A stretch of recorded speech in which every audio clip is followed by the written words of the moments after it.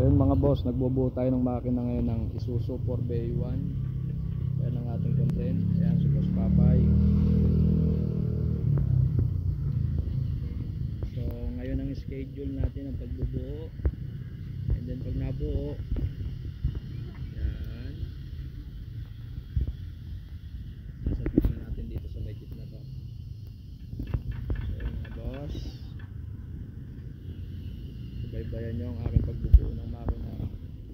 Let's go. Yun no.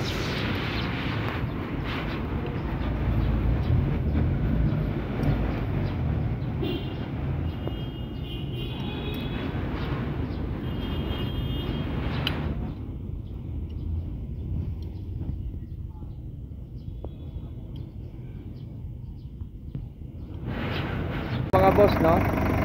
Okay na yung ating general overall Isuzu 4BA1.